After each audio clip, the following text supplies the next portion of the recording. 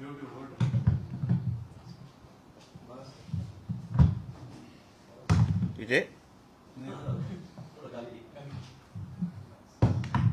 चालू करू. आज सकाळी संजय राजाराम राऊतनी हे नामर्दांचं सरकार आहे असं आमच्या सरकारवर टीका केली. आता मर्दानगीची सर्टिफिकेट कोण देत आहे की जो डॉक्टर स्वप्ना पाटकर नावाच्या व्यक्तीवर त्या घरावर वारंवार हल्ले करतायत, दगडी मारतायत, दारूच्या बॉटल मारतायत आणि नामर्दासारखं त्या धमकीच्या पत्रावर साधं एक स्वतःचं नाव पण लिहित नाही, ते दुसऱ्यांना नामर्द बोलवत आहेत. अब्दुल सत्तारजीने सुप्रियाताईंना अपशब्द वापरला तर मग अब्दुल सत्तारांना वेगळा न्याय का? तर मग तू तर त्या डॉक्टर महिलेला काय काय अपशब्द वापरलेला आहेस, किती शिव्या घातलेल्या आहेस, त्या गोष्टी चालतात का? मग त्या तुझ्या मर्दानगीच्या चौकटी बसतात काय? 11 डिसेंबर 2019ला महाविकास आघाडीचं सरकार आल्यानंतर एक घटना मुंबईमध्ये झाली. तिथे ह्याच्याच लोकांनी एका महिलेच्या गाडीवर फायरिंग केली. मग संजय राजाराम राऊतनी सांगावं की त्याला त्याच्या आणि त्या घटनेशी काय लेणं देणं नाही. आणि कालपासून मी पाहतोय फार दत्ता दळवींवर प्रेम येत आहे. हेच दत्ता दळवी स्वतः त्यांनी माझ्याकडे काही महिन्या अगोदर मला भेटून माझ्या घरी भेटलेले जुहूच्या,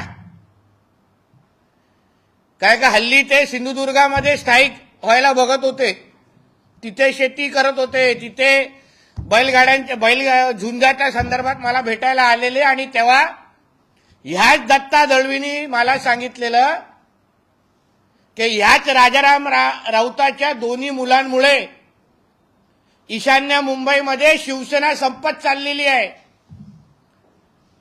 शिवसेनेतून असंख्य लोक दुसऱ्या पक्षामध्ये चालले आहेत.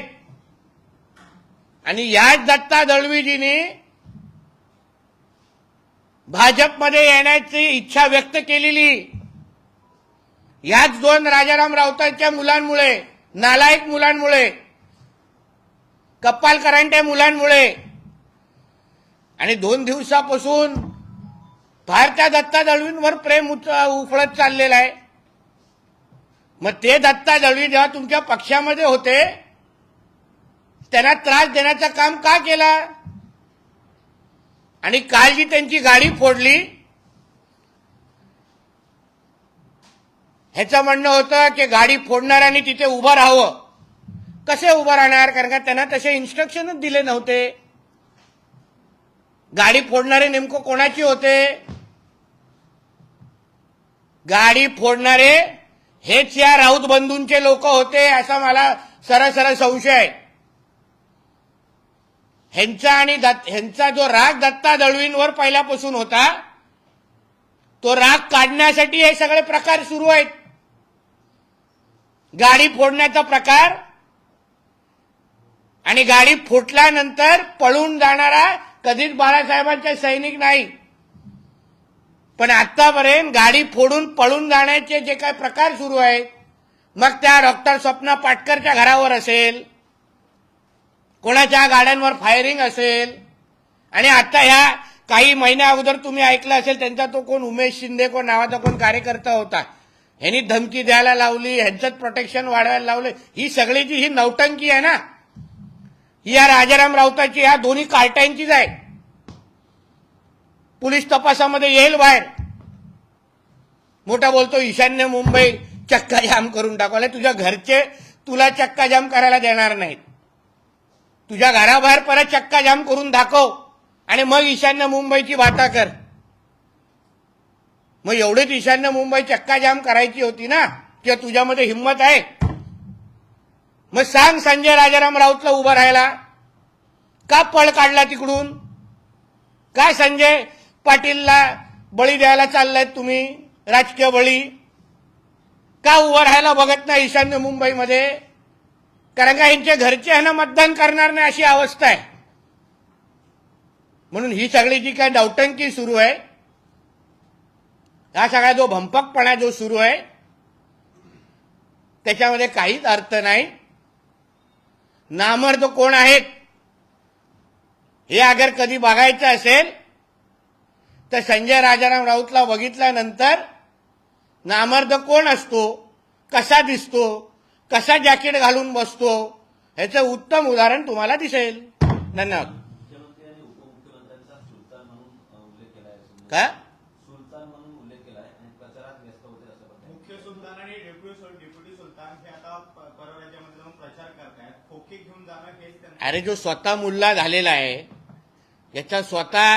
ज्याचा धर्मांतर झालेला आहे, त्या लोकांना लोक सुलतानच वाटणार. त्याला दाढी कुरवळण्याशिवाय दुसरी कुठली नावं येणारच नाही. आणि आमचे मुख्यमंत्री, आमचे उपमुख्यमंत्री प्रचाराला गेले म्हणून एवढ्या मिरच्या झोमतायत. अरे महाराष्ट्रामध्ये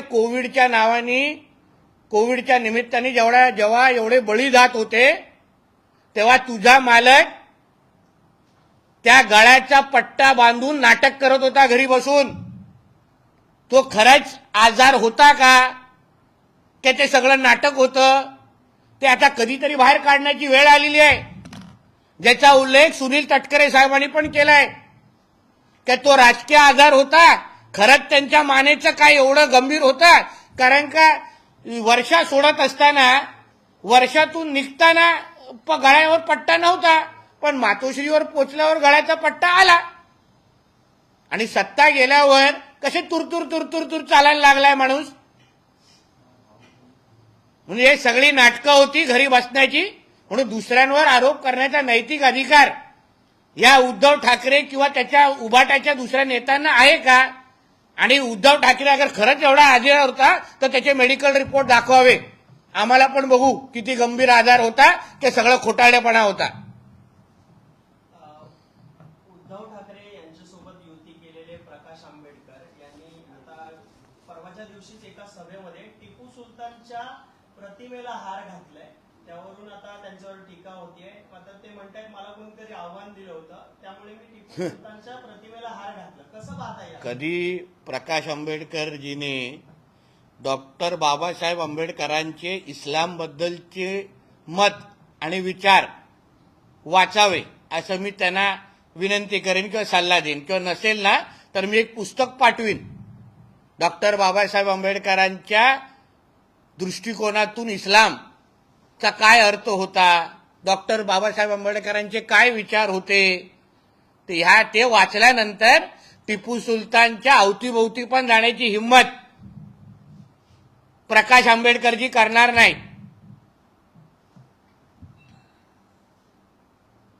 अजित पवार मुख्यमंत्री व्हावे अशी कार्यकर्त्यांची इच्छा आहे असं सुनील तटकरे म्हणाले. त्यावरती संजय राऊतांनी म्हटले की अजितचा मुख्यमंत्री व्हावे आमची इच्छा आहे. तसंही 31 डिसेंबर नंतर जागा खाली होणार. संजय राऊतची उद्धव ठाकरे सोडून सगळ्यांनी मुख्यमंत्री बनण्याची इच्छा आहे, तर त्याची थाट टाकण्यासाठी तो तिथे बसलाय. आणि 31 डिसेंबरच्या ह्या अशा तारखा खूप ऐकल्या आहेत रे. कधी फेब्रुवारीला सरकार पडणार होतं, नंतर मे मध्ये आलं, नंतर अजून 3 महिने मिळाले सरकारला. आता 31 डिसेंबर 31 डिसेंबर किंवा 1 तारखेची 2024चे 1 तारखेची सकाळ संजय राजाराम राऊत आणि आदित्य ठाकरे त्यांच्या घरात बघत नाहीत. ते दिशा सालियांच्या आणि सुशांत सिंगच्या केसमध्ये ना आर्थर रोडच्या सकाळी त्यांना हॅपी न्यू इयर करायला लागेल आदित्य ठाकरेला. भुजबळ साहेब बांधावर जाऊन पाहणी केली नुकसानीची अवकाळी पावसामुळे, पण मराठा बांधवांनी त्यांना विरोध केलाय. नुकसान झालं तरी चालेल, तुम्ही पाहणीसाठी येऊ नका असं विनंती केली. आता मी ती बातमी पाहिली नाही म्हणून मी बोलू नाही शकत त्याबद्दल. मी काय बघितलेलं नाही.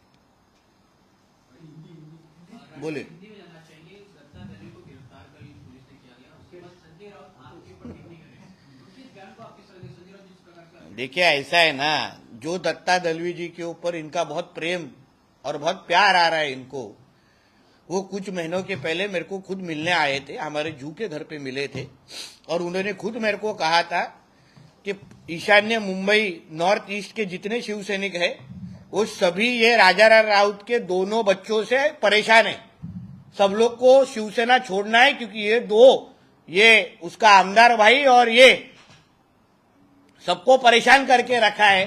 वही दत्ता दलवी के ऊपर इतना प्रेम आ रहा है ये लोग को अभी।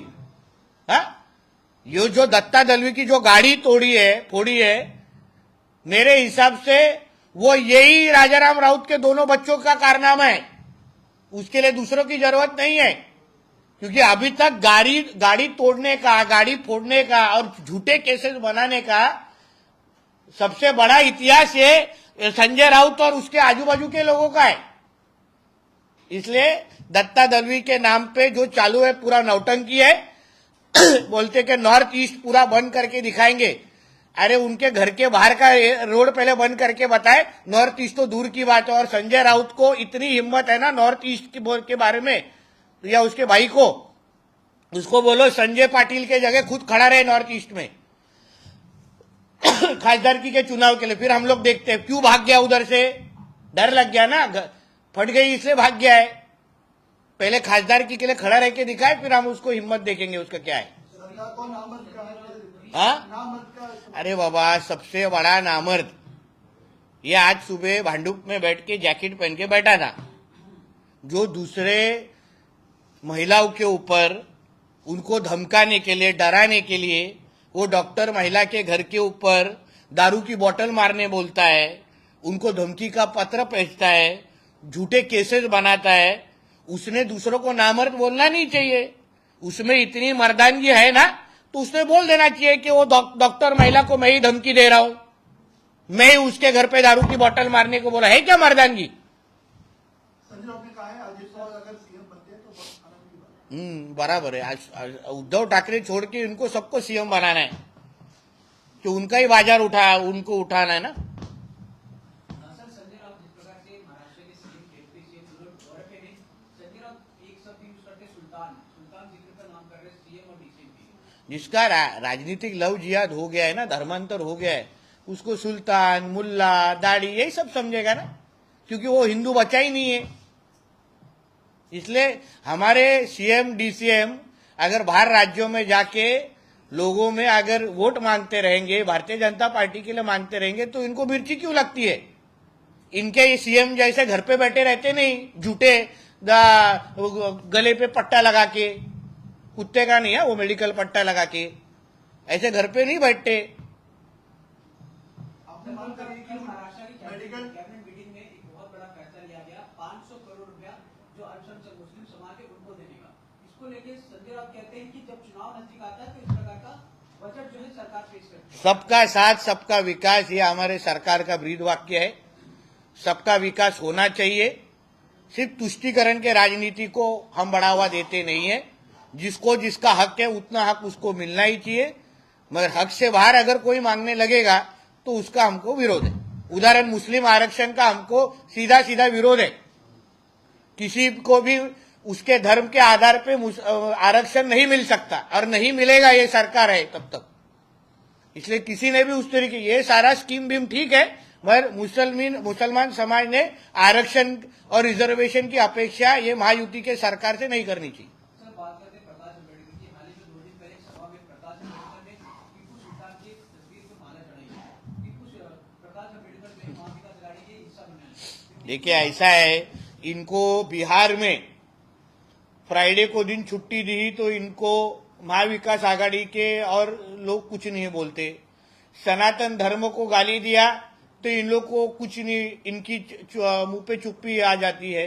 अभी टीपू सुल्तान को हार पहनाया तभी भी ये लोग को बोलने की इन लोगों की हिम्मत नहीं है, क्योंकि इनको हिंदुत्व और हिंदू धर्म और समाज से ज्यादा अभी इनको सत्ता प्यारी हो चुकी है। इसलिए इनका मैं बार बार जो इनका राजनीतिक धर्मांतर हो चुका है।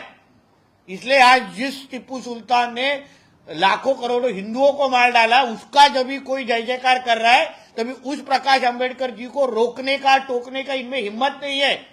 और प्रकाश अंबेडकर जी ने अगर सही मायनों पे अगर डॉक्टर बाबा साहब अंबेडकर जी के विचार इस्लाम के ऊपर अगर पड़े रहते तो वो टिप्पू सुल्तान को कभी हार नहीं पहनाते। सर उद्धव गुट की बात करें, आदित्य ठाकरे और संजय राउत दोनों एक ही बयान कर रहे हैं कि आने वाले 31 दिसंबर के बाद सरकार बदलेगी। 31 दिसंबर की रात और 1 जनवरी 2024 की सुबह ये दोनों तुमको आर्थरेट जोल में दिखेंगे।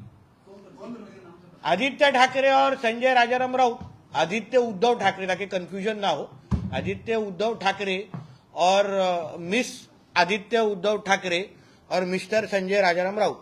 पदाचा राजीनामा दिल्याचं कळतंय आणि येत्या काळात भाजपमधून राजकारणात मला काय म्हणजे याच्याबद्दल ते जास्त मत व्यक्त करू शकतात ना.